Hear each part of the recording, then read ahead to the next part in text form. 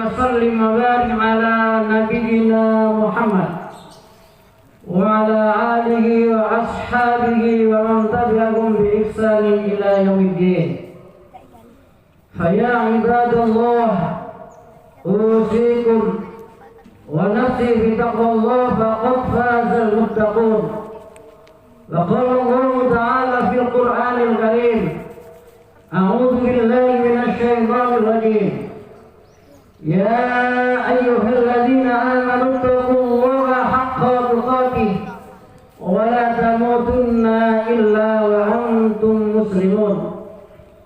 يا أيها الذين آمنوا اصبروا وصابروا ورابطوا واتقوا الله لعلكم تفلحون. وتزودوا فإن خير الزاد التقوى واتقوني يا أولي الألباب. Ma'asyiral muslimin, sidang jamaah salat Idul Adha tahun 1443 Hijriah, jamaah Masjid Nurul Huda Pondok Sidokare Sidoarjo rahimakumullah. Alhamdulillah, bersyukur kepada Allah yang telah melimpahkan rahmat, taufik, hidayah serta inayahnya kepada kita semua, sehingga kita sebagai kaum muslimin bisa menjalankan sunnah Rasulullah Sallallahu Alaihi Wasallam, yakni salat Idul Adha dalam keadaan sehat walafiat. Semoga keimanan dan ketakwaan kita semakin hari semakin meningkat kualitasnya. Kenapa jamaah sekalian? Karena Allah Subhanahu wa Ta'ala telah menjamin kehidupan bagi orang-orang yang senantiasa meningkatkan keimanan dan ketakwaannya. Dijamin apanya jamaah sekalian? Akan diberi jalan keluar yang terbaik dalam segala persoalan kehidupannya, dan senantiasa akan diberi rezeki dari arah yang tidak disangka-sangka, sebagaimana yang difirmankan oleh Allah Subhanahu wa Ta'ala di dalam Al-Quran surat At-Tolak ayat 2 dan 3. Wa may yattaqillaha yaj'al lahu makhraja wa yarzuqhu min haitsu la yahtasib. Allahu akbar, Allahu akbar, la ilaha illallah, wallahu akbar, Allahu akbar, walillahil hamd. Jamaah salat Idul Adha rahimakumullah. Saat ini jamaah sekalian, jamaah Masjid Nurul Huda berkumpul disaksikan oleh para malaikat. Kita saat ini berkumpul di sini. Mudah-mudahan insya Allah kita nanti juga berkumpul di surganya Allah Subhanahu wa Ta'ala. Amin ya rabbal alamin. Jamaah sekalian yang kami hormati, saat ini juga jamaah sekalian, saudara kita kaum muslimin di seluruh dunia, saat ini sekitar 3 juta saudara kita kaum muslimin berkumpul di kota Mekah, di Baitullah, di Masjidil Haram, di Padang Arafah, untuk menyempurnakan agamanya, yakni ibadah haji. Yang di dalam manasik ibadah haji itu jamaah sekalian hampir 100% nampak kilas sejarah kehidupan Nabiullah Ibrahim alaihissalam. Allahu akbar, Allahu akbar, la ilaha illallah, wallahu akbar, Allahu akbar, walillahil hamd. Oleh karena itu jamaah sekalian, mudah-mudahan jamaah Masjid Nurul Huda ini Allah takdirkan, Allah mudahkan, Allah segerakan untuk bisa menyempurnakan agamanya, yakni ke Baitullah haji atau umroh. Amin ya rabbal alamin. Jamaah sekalian ingkang kula hormati, dalam kesempatan khutbah Idul Adha yang singkat ini jamaah sekalian, kami ketengakan satu buah hadis sabda Rasulullah Sallallahu Alaihi Wasallam yang diriwayatkan oleh Imam Bukhari. Dalam sebuah hadis ini juga tercermin dalam kehidupan Nabi Ibrahim jamaah sekalian. Ketika itu ada sahabat bertanya jamaah sekalian, ayyul amal ahabbu ilallah? Ya Rasulullah, ayyul amal ahabbu ilallah? Wahai Rasulullah, amal apakah yang sangat dicintai oleh Allah? Ini jamaah sekalian, ada 3 amalan yang sangat dicintai oleh Allah Subhanahu wa Ta'ala. Mudah-mudahan kita semuanya bisa memaksimalkan, bisa menjalankan 3 amalan yang dicintai oleh Allah Subhanahu wa Ta'ala ini jamaah sekalian. Ayyul amal ahabbu ilallah? Amal apakah ya Rasulullah yang sangat dicintai oleh Allah Subhanahu wa Ta'ala?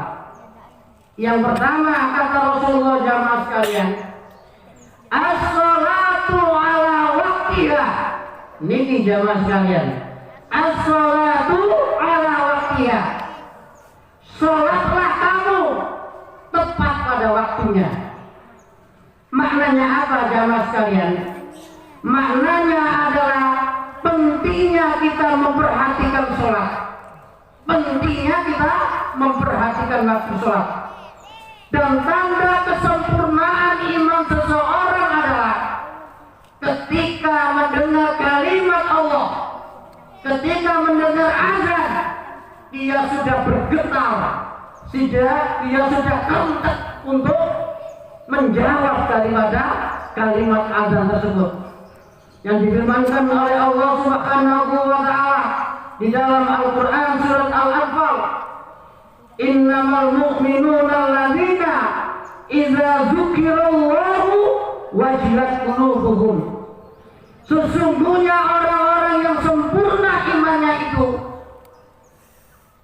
idza dzukirallah, ketika ada panggilan asma Allah, wajilat qulubuhum, jilat hatinya, kentek hatinya, bergetar hatinya untuk menyambut panggilan asma Allah yang berupa sholat. Itu jamaah sekalian. Lalu juga maknanya jamaah sekalian, bahwasanya pentingnya sholat 5 wajib 5 waktu itu jamaah sekalian. Sangat penting ini. Sholat 5 waktu itu adalah harga mati untuk kita kaum muslimin.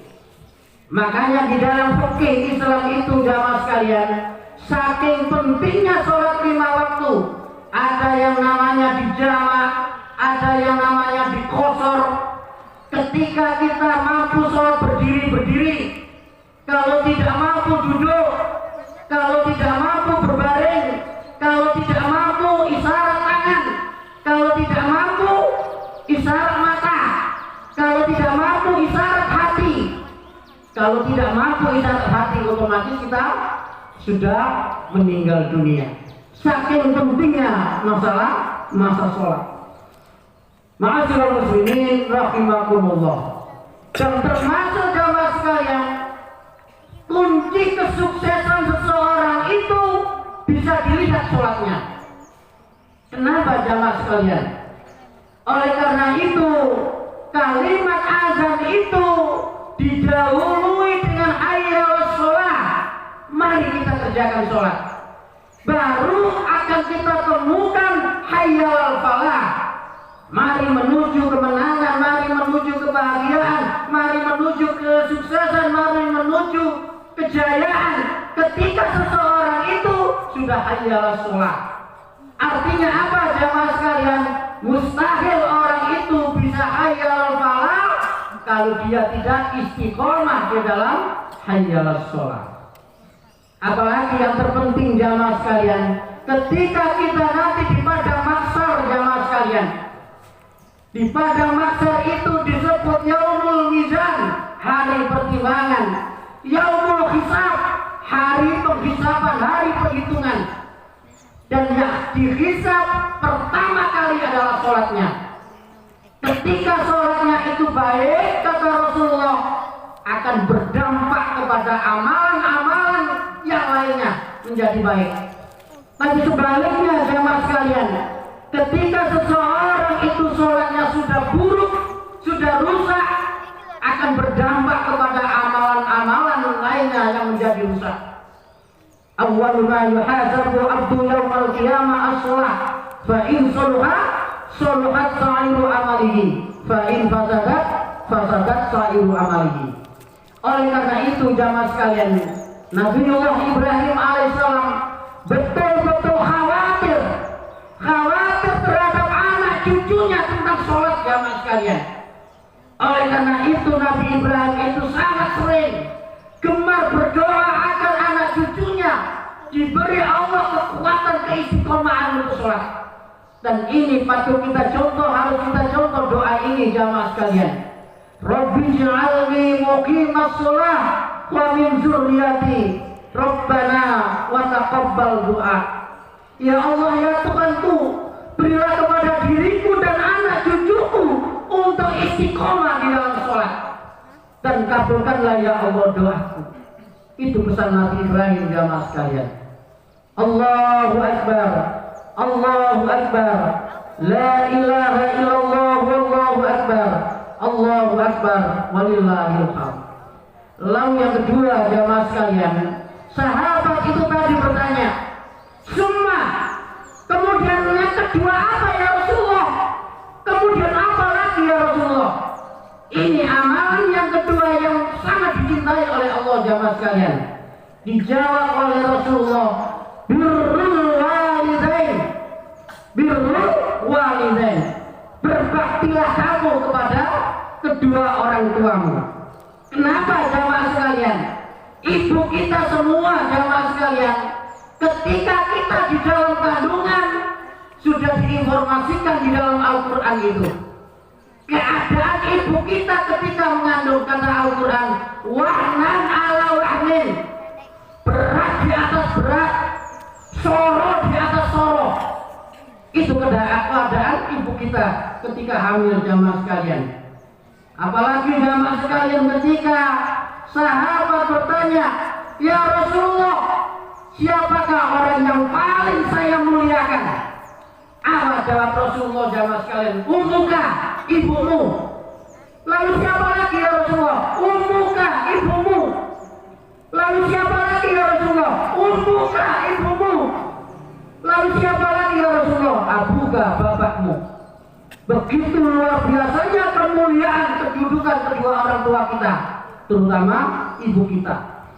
Bahkan dipertegas oleh Rasulullah jamaah sekalian, ridullah fi ridul walidain wa suhtullah fi suhtil walidain. Ridhonya Allah itu tergantung ridhonya kedua orang tuamu, dan marahnya Allah, murkanya Allah tergantung marah dan murkanya kedua orang tuamu. Oleh karena itu dahulu jamaah sekalian ada tabi'in yang namanya Uwais Al-Qarni. Tabi'in itu jamaah sekalian setelah era sahabat. Setelah para sahabat sampun sedoyo, baru era tabi'in. Ada tabi'in yang namanya Uwais Al-Qarni. Ini dinyatakan tabi'in yang terbaik. Kenapa jamaah sekalian? Ketika ibunya sudah tua, ibunya minta haji jamaah sekalian. Tapi Uwais Al-Qarni yang rumahnya di Yaman, tidak punya uang, tidak punya biaya, tapi demi memuliakan ibunya yang sudah tua renta itu jamaah sekalian, apa yang dilakukan Uwais Al-Qarni jamaah sekalian? Dari Yaman sampai ke Mekah ribuan kilo jamaah sekalian, ibunya itu digendong jamaah sekalian, digendong jamaah sekalian demi untuk memuliakan ibunya yang minta haji karena dia tidak punya biaya. Begitu luar biasanya tabi'in yang namanya Uwais Al-Qarni itu. Dan kasih sayang seorang ibu juga ditunjukkan kepada Siti Hajar, istrinya Nabi Ibrahim alaihissalam. Ketika sudah menginjak dewasa, yang masih bayi, Nabi Ibrahim disuruh oleh Allah untuk hijrah, untuk dakwah. Otomatis Siti Hajar yang pada waktu itu di lembah Beka atau yang sekarang kita kenal dengan Mekah, kesendirian jemaah sekalian. Ketika Ismail meronta-ronta minta minum, membutuhkan air, kita lihat kasih sayang seorang ibu. Dilihatlah di Bukit Sofa jemaah sekalian. Saking panasnya, seakan-akan di Bukit Sofa itu ada air. Ternyata setelah ditemui hanya fata morgana saja jemaah sekalian. Tapi naluri seorang ibu tidak putus asa. Dilihatlah di Bukit Marwah. Saking panasnya seakan-akan ada air. Ditemuilah di Marwah, ternyata bukan air. Sampai dia lari-lari kecil antara Bukit Sofa, Marwah, Sofa, Marwah, Sofa, Marwah sebanyak 7 kali. Yang dalam manasik haji disebut sa'i. Dari perjuangannya itu jamaah sekalian, dari wasilah amalannya itu jamaah sekalian, lalu dilihatlah si Ismail menghentak-hentakkan kakinya, lalu keluarlah air jamaah sekalian, keluarlah sumber air, lalu ditemuilah oleh Siti Hajar yang dalam bahasa Palestinanya adalah kumpul, dalam bahasa Palestinanya jam, kumpul. Lalu terkenallah sampai sekarang, yakni air Zam-Zam yang sudah ribuan tahun, yang setiap hari diminum oleh ribuan orang, jutaan orang, tidak habis-habisnya karena wasilah perjuangan seorang ibu yang namanya Siti Hajar. Allahu Akbar, Allahu Akbar, la ilaha illallah, wallahu akbar, Allahu Akbar, walillahil hamd. Itu yang kedua jamaah sekalian.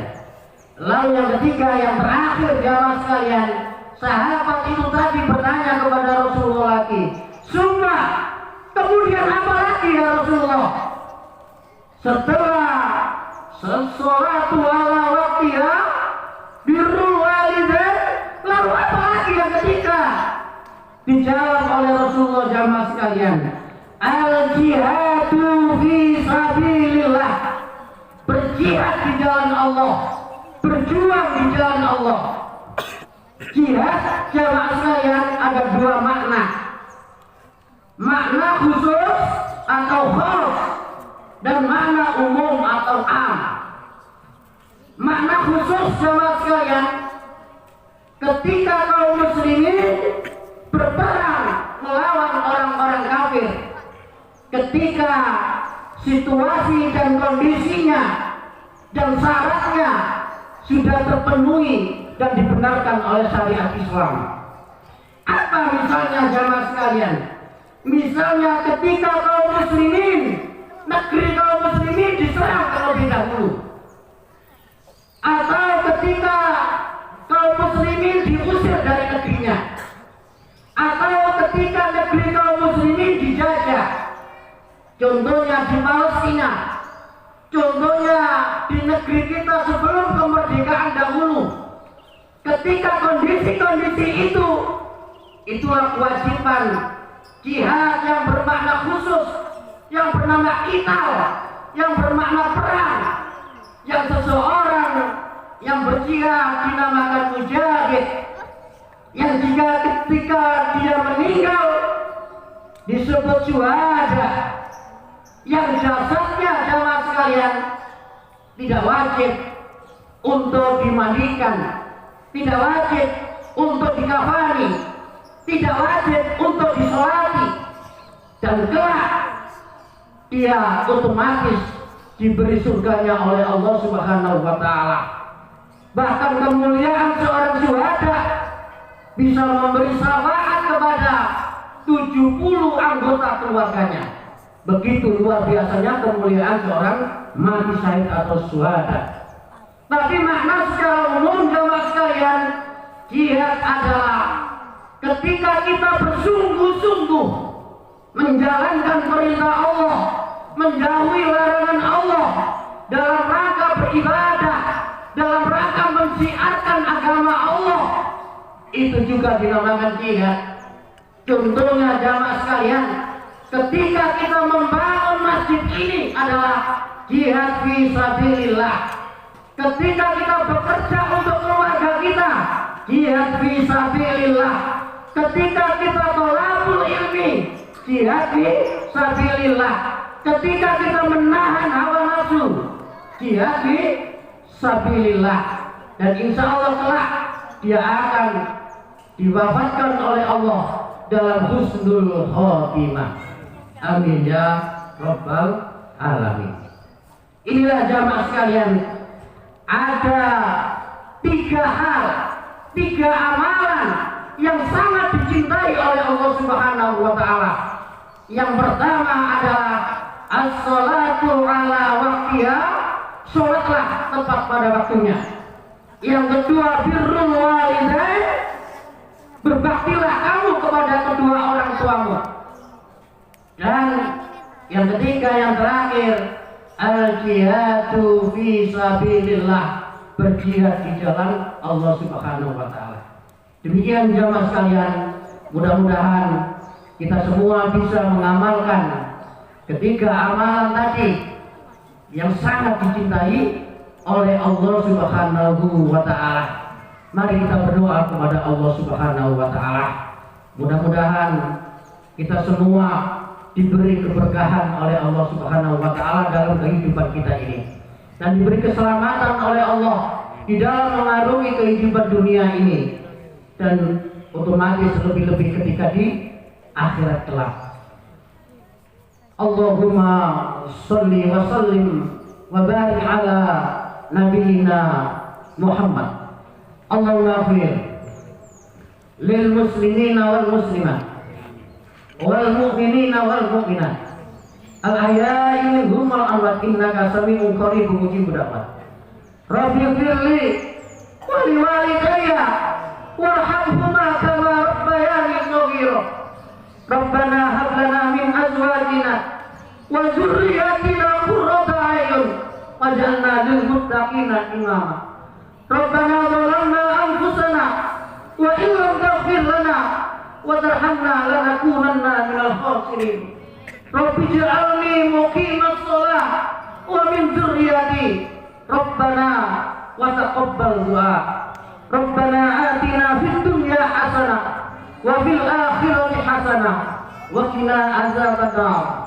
Subhana rabbika rabbil izzati amma yasifun wa salamun alal mursalin walhamdulillahi rabbil alamin. Wabillahi taufiq wal hidayah. Assalamualaikum warahmatullahi wabarakatuh.